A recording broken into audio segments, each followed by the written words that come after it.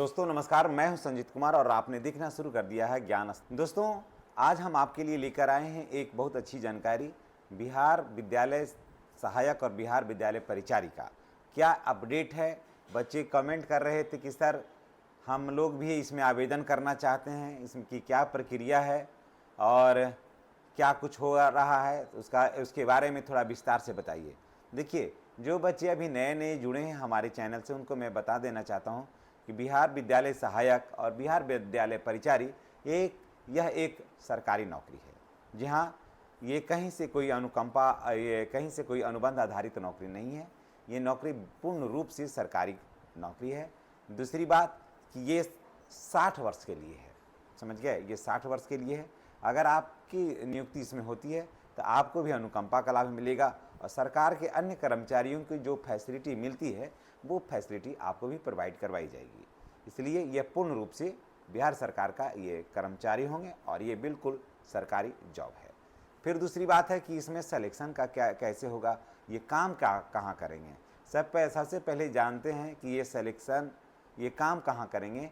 ये विद्यालयों में काम करेंगे, यानी कि जो आपके पंचायत में जो विद्यालय है, हाई स्कूल वगैरह है, वहाँ ये काम करेंगे। वहाँ प्राइमरी स्कूल में परिचारी की ज़रूरत नहीं होती है, हाई स्कूलों में परिचारी की ज़रूरत होती है। तो हाई स्कूल में काम करेंगे और हाई स्कूल में ही ऑफिस अटेंडेंट या क्लर्क की ज़रूरत होती है, तो ये वहीं काम करेंगे। तो ये कन्फर्म हो गया कि आप ये लोग हाई स्कूल में, हर पंचायत में 1-2 हाई स्कूल है, वहाँ ये लोग काम करेंगे और आराम से काम करेंगे, कोई टेंशन वाला काम इनको नहीं है। फिर इसमें है कि योग्यता क्या होगा। बच्चों मैं बता दूं कि परिचारी के लिए योग्यता है सिर्फ 10वीं पास, समझ गए। उसमें भी इसमें 50% मार्क्स के साथ 10वीं पास होना चाहिए। अगर आपके पास 50% मार्क्स है 10वां में तभी आप इसमें आवेदन करिएगा, अन्यथा इसमें आवेदन आप नहीं करिएगा।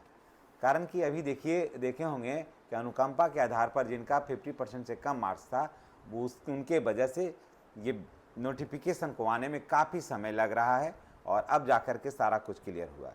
वैसे ही ऑफिस अटेंडेंट यानी कि क्लर्क के लिए भी आपको 10+2 होना चाहिए और इंटर में आपको 50% मार्क्स होना अनिवार्य है, अति आवश्यक है। अगर 50% से कम मार्क्स है तो आप इसमें आवेदन करने के एलिजिबल आप नहीं हैं। ये हो गया। अब चलिए एग्ज़ाम की बात करते हैं। तो परिचारी में अभी एग्ज़ाम का कोई सूचना नहीं है कि परिचारी में एग्ज़ाम होगा या नहीं होगा। जैसे ही कोई सूचना नोटिफिकेशन आएगी तो आपको मैं बताऊंगा, लेकिन अभी फ़िलहाल परिचारी में कोई एग्ज़ाम नहीं है। परिचारी में अंक के आधार पर सिलेक्शन होने का अनुमान है कि अंक के आधार पर होगा और जिनका अंक सबसे ज़्यादा होगा वो मेगा सूची में सबसे ऊपर रहेंगे और जिनका अंक सबसे कम होगा वो मेगा सूची में सबसे नीचे होंगे। उसके बाद अगर दोनों का, परिचारी की मैं बात मैं कर रहा हूँ, अगर दोनों का, 2 कैंडिडेट हैं, अगर दोनों का अंक समान हो रह गए तो एज के आधार पर होगा, यानी कि जिनका एज अधिक होगा उनको सिलेक्शन करने का मौका मिलेगा, उनको सिलेक्ट होने का मौका मिलेगा।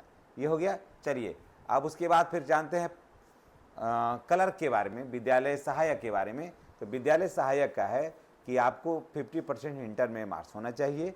उसके बाद आपको परीक्षा होगा। परीक्षा में आपको सामान्य ज्ञान है ना, सामान्य गणित, उसके बाद फिर हिंदी और अंग्रेजी से कुछ सवाल रहेंगे जिसका जवाब आपको देना होगा और इसमें नेगेटिव मार्किंग भी है। और फिर आपको एक चीज़ को ध्यान रखना है कि क्लर्क के लिए आपको कंप्यूटर का ज्ञान अति आवश्यक है। अगर आपके पास कंप्यूटर का ज्ञान नहीं है, अभी आपके पास वक्त है, आप उसको सीख लीजिए। और अगर आप कौशल विकास से भी आप किए हैं, प्रशिक्षण लिए हैं कंप्यूटर चलाने का, तो आप उसका जो सर्टिफिकेट है वो वैलिड है, या फिर बाज़ार से कहीं भी आप सीख रहे हैं तो सबका सर्टिफिकेट वैलिड है।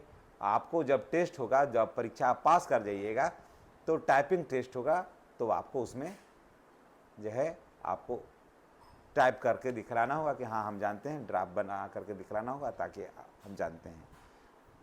ये सब सारा नोटिफिकेशन था और मैं आपको अब ये बता दूं कि वैकेंसी कब आएगी। तो दोस्तों ये जान लीजिए कि ये वैकेंसी बहुत जल्द आ रही है। अभी बिहार में चुनाव आचार संहिता है और ये वैकेंसी को आने में समय इसलिए लग गया क्योंकि ये देखिए, ये वैकेंसी ऐसी वैकेंसी है कि इसमें अनुकंपा के आधार पर बिहार में जितने भी ऑफिशियली कर्मचारी हैं, स्कूल का हैं, ऑफिस स्टाफ हैं, जितने भी मृत लोग हैं, इनके आश्रितों को नौकरी देते हुए ये वैकेंसी आगे बढ़ रही है। तो सारा को नौकरी दे करके वैकेंसी आगे बढ़ गई है। इसमें लगभग 13,000 प्लस जो है इसमें वैकेंसी है। और आप इसमें आवेदन करना चाहते हैं तो देखिए इसके लिए क्या है, आपको डॉक्यूमेंट्स मैं बता दूं कि आपको मैट्रिक का मार्कशीट, जी हाँ मैट्रिक का मार्कशीट, आधार और इंटर का, अगर आप ऑफिस अटेंडेंट के लिए करना चाहते हैं, क्लर्क के लिए करना चाहते हैं, पहले वही बता देते हैं। तो आपको क्लर्क का मैं बता रहा हूँ पहले कि इंटर का मार्कशीट 50% मार्क के साथ पास होना चाहिए, मैट्रिक का मार्कशीट, आधार, जाति, आय, आवासीय, ठीक है। उसके बाद अगर आप EWS में हैं तो अगर आप फॉरवर्ड में हैं तो EWS लगाना चाहते हैं तो लगाइए, नहीं लगाना चाहें तो मत लगाइए। अगर आप OBC में हैं तो NCL बनाइए, अगर ज़रूरत है महसूस करते हैं तब मत बनाइए। और उसके बाद मोबाइल नंबर और फोटो, ये सब है। अब सवाल आता है कि आखिर पेमेंट कितना मिलेगा। जी हाँ, पेमेंट कितना मिलेगा ये भी हम आपको बता रहे हैं, एक एक पॉइंट को हम आपको टच कर दे रहे हैं। पेमेंट मिलेगा, देखिए पहले ये नोटिफिकेशन जो इसका आया था बहुत पहले का था, आज से 4-5 साल पहले का, तो उस समय 15,500 रुपया था इसका विद्यालय परिचारिका और 16,500 और 16,000 रुपया था विद्यालय क्लर्क का। आपको मैं बता दूं कि ये बदल गया है, ये बहुत पुराना था। 28,000 प्लस जो है वो विद्यालय क्लर्क, विद्यालय परिचारिका है। जी हाँ, 28,000 प्लस विद्यालय परिचारिका पेमेंट है और 30,000 प्लस विद्यालय सहायक का है। जैसा कि सभी वैकेंसियों में आप देख रहे हैं, बस वही नियम इसमें है। और सबसे बड़ी बात यह है कि इसमें 8वां वेतन का लाभ मिलेगा आपको, समझ गए। अब आप सोच रहे हैं कि 8वां वेतन का लाभ क्या होगा। 8वां वेतन का लाभ मतलब ये हो गया कि जैसे ही आप ज्वाइन करिएगा 2-3 महीने के बाद आपको 15, 14, 13 हज़ार के आसपास वेतन में वृद्धि हो जाएगी, समझ गए। 13, 14, 15 हज़ार के बीच में वेतन में वृद्धि हो जाएगी इसमें, ये एकदम कन्फर्म जानिए। तो इसीलिए लोग सोच रहे हैं कि वैकेंसी पर इतना मारामारी क्यों है, तो यही सब कारण है कि इस वैकेंसी पर इतना मारामारी है। और ये वैकेंसी को लोग इतना बेसब्री से वेट कर रहे हैं। और सारी वैकेंसियाँ आती हैं, ये भी थोड़ा जान लीजिए कि सारी वैकेंसियाँ आती है और आकर के चली जाती है।